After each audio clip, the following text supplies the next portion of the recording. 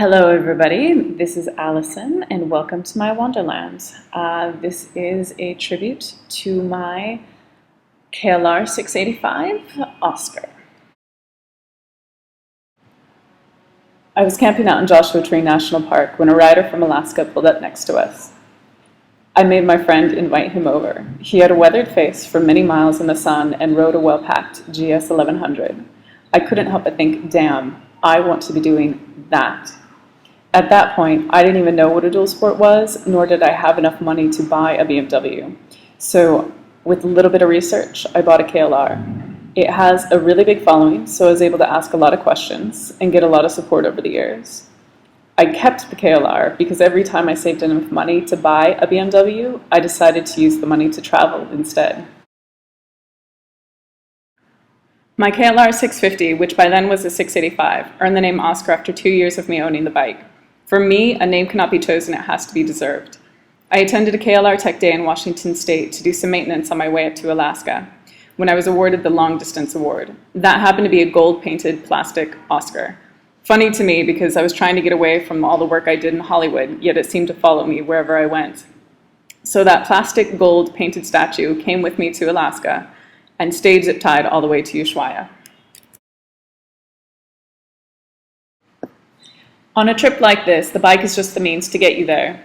It's about the people you meet, the places you see, and what you experience along the way. The best explanation I've heard about which bike to take comes from Simon Thomas of To Ride the World. Choose a bike that you're excited to see each morning and ride day after day. That matters more than any ideal. I can't really say that I did that since I've had a love-hate relationship with Oscar ever since I bought him. I love that it's a simple bike. It's sort of like a tractor on the pavement, meaning that it keeps on going but not anywhere fast. And it goes off-road, yes, but it's a pig in the dirt, especially sand. So it does everything in a really fantastically mediocre way, but nothing well. If I were to add to Simon's idea, then I would say take what you know. I took the KLR because it's easy to fix.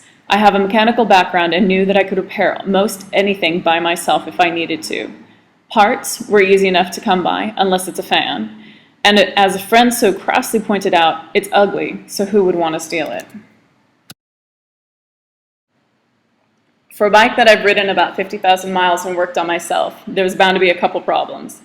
I had what I thought were carburetor issues and took it apart numerous times only to find an airbox door would not properly shut. I had a broken motor mount that was caused by excessive vibration and had to find a welder in Ecuador to fix it.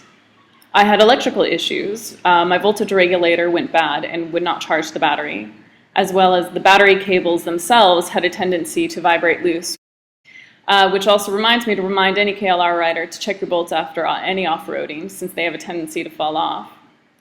The major issue I encountered was my KLR overheating. The fan blades chewed themselves apart and ended up burning out not one, but two motors. This was the biggest thorn in my side, since those parts were not easy to find or replace. And then there was the usual flat tires. I rode with Mifos until Peru and had no problems whatsoever.